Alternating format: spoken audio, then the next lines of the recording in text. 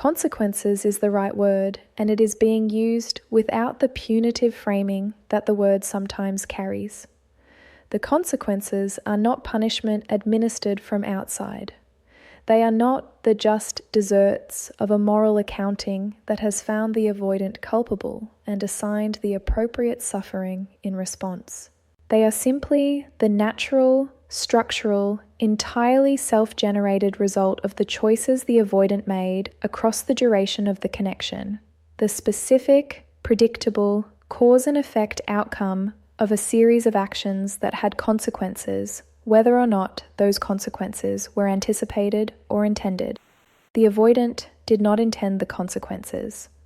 This matters for the honest framing of what is happening, because the consequences, framed as intended, imply a cruelty that is not accurate and that, if believed, distorts the understanding of the avoidance psychology in ways that make the understanding less useful. The avoidant did not choose to hurt you in order to produce a particular outcome. The avoidant did not manage the connection with awareness of the specific costs the management was imposing on you.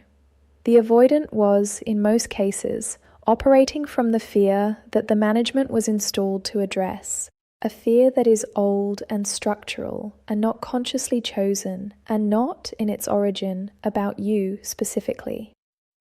But the not intending does not change the consequences. The choices that fear produces are still choices. The impact of those choices on you was real, and the consequences the avoidant is now experiencing are the natural result of those real choices and their real impact, regardless of the fear that produced them, regardless of the absence of intention to harm. The consequences are specific, not the vague, general suffering of someone who has done something regrettable and is living with the vague discomfort of that regrettability. Specific consequences, traceable to specific choices, arriving in the avoidance interior with the specific, personal, this is what this produced quality of something that connects clearly to its own origin. The first and most fundamental consequence is the absence of you, not the abstract absence of connection, the specific, irreplaceable, this person only absence of the particular individual whose qualities made the connection unlike the avoidance ordinary connections. The absence has the specific quality examined throughout these pieces, the comparative diminishment, the permanent bonding's forward-facing loss, the standard set that subsequent connections cannot meet. This absence is the direct consequence of the choices that created it, the withdrawals that eroded the connection's foundation, the management that prevented the genuine meeting that genuine connection requires, the insufficient expression of the genuine interior investment that, expressed adequately, might have produced a different outcome.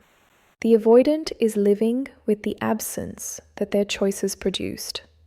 Not living with it peacefully, living with it in the specific, management-consuming, never quite neutralized way, examined in the pieces on what the avoidant does at night, on the hidden signs of suffering, on the regret that carries forward.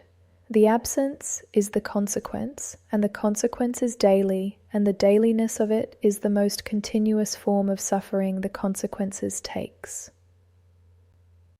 The second specific consequence is the knowledge.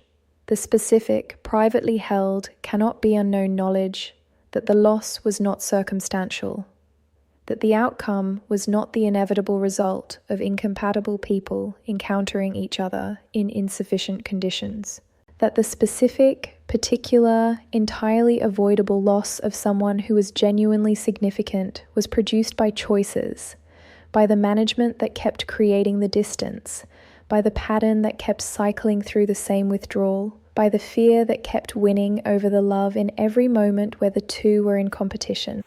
The knowledge is not comfortable. The avoidance management system, which has accommodated most relational information within narrative frameworks that make the information manageable, does not have an adequate narrative framework for this knowledge, because the knowledge is too specific. too directly traceable to the avoidant's own choices, too clearly the result of something the avoidant did rather than something that happened. The narratives that work for losses that are circumstantial, that happened because of timing, incompatibility, the neutral operation of two people's different configurations, do not work for losses that are traceable to specific choices that could have been made differently. The knowledge sits in the interior without adequate narrative accommodation. Not in the foreground, the management is effective enough to prevent it from being the constant, explicit, foreground content of every moment, but present, in the background, in the honest hours when the management is least resourced, in the specific, honest accounting that the night produces, in the quiet moments when the narrative's accommodating function is not actively engaged and the knowledge is simply there, without the buffer of the narrative's comfortable reframing. The third consequence is the specific structural alteration of the avoidance capacity for ordinary relational comfort. Not dramatic, not the inability to function, not the obvious deterioration of someone in acute crisis. The specific, subtle, quality-affecting alteration of someone whose interior landscape has been permanently changed by the knowledge and the absence and the reckoning with what the connection revealed. Subsequent connections are more difficult than they would otherwise be. Not because the avoidant is incapable of subsequent connection. They are, and subsequent connections form and carry their own genuine qualities. But because the standard you set, installed permanently in the interior by the specific quality of genuine connection with you, operates as a continuous, involuntary comparison point. The subsequent connections are experienced against this standard, and the experiencing against the standard produces, in the avoidant who is honest enough to feel it, the specific, quiet, entirely self-generated suffering of someone who knows what genuine connection feels like and is encountering the ways in which the current connection does not reach it. This is the consequence that has the longest duration. The absence can be accommodated over time, however imperfectly. The knowledge can be managed around, however expensively. But the standard, the specific, irreplaceable, permanently installed standard of what genuine connection with the right person actually feels like, cannot be managed around because it is not an event or a knowledge but a calibration of the monitoring system itself, produced by the genuine connection and permanently altering the system's sense of what it is assessing for.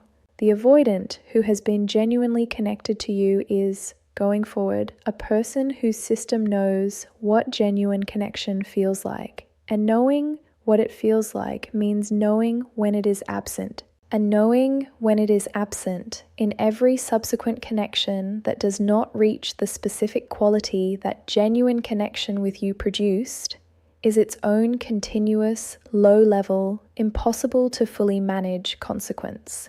The fourth consequence is the relationship with the self-concept. The specific identity-level consequence of someone whose self-understanding has been permanently complicated by the honest accounting that the loss demands. The self-sufficiency narrative, the story of the avoidant as someone who genuinely needs less, genuinely functions better at arm's length from deep connection, genuinely finds the managed distance to be the natural expression of their character rather than the fear-driven product of their attachment history, is less available after the connection with you, not unavailable. The narrative is resilient and the management is effective, and the avoidant will continue to deploy the narrative in the service of making their relational choices comprehensible to themselves. But the deployment is more expensive than it was before. The narrative requires more active maintenance because the evidence against it, the specific, concrete, traceable to choices evidence of having had something genuinely significant and having lost it through the patterns operation, is now part of the interior landscape that the narrative has to manage around. The management of the narrative against the evidence it has now been forced to include is the consequence operating at the identity level. The avoidant is not simply living with the loss. They are living with the specific, identity-complicating knowledge that the loss was the product of who they have been in relationship, of the choices the fear produced, of the pattern's reliable operation, of the management system's consistent prioritization of the avoidance protection over the genuine meeting of the person they most needed to genuinely meet.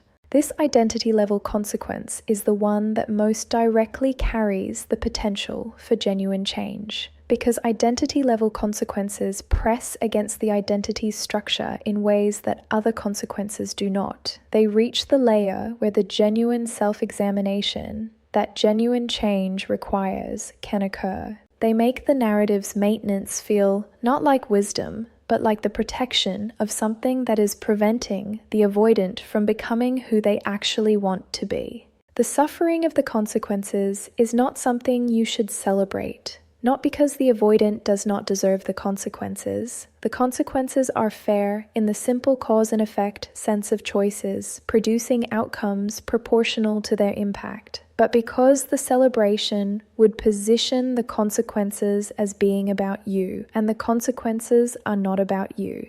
They are about the avoidant's interior reckoning with their own choices. Your role in that reckoning is as the person whose qualities made the connection significant enough that its loss generates consequences, not as the administrator of the consequences, not as the witness whose observation of the suffering validates your own worth. Your worth was not dependent on the avoidant's eventual suffering of the consequences of having failed to honor it. Your worth was present throughout, in the caring you brought, in the patience you extended, in the specific, genuine, irreplaceable quality of who you were, in the connection that made the connection what it was and makes the loss what it is for the avoidant now. The consequences are the avoidant's story. Your story is what you built in the aftermath, what the genuine letting go made possible, what the return to yourself produced, what the life that was always waiting on the other side of the connection turned out to be when you finally, fully arrived in it. The avoidant is suffering the consequences. You are living the life, and the living of the life, fully, genuinely, without the weight of the connection's costs and without the continuous, quiet background occupation of being in a dynamic that was taking more than it was returning, is the more important story, the one that deserves your full attention, your full inhabiting, your full, finally unencumbered, entirely yours presence.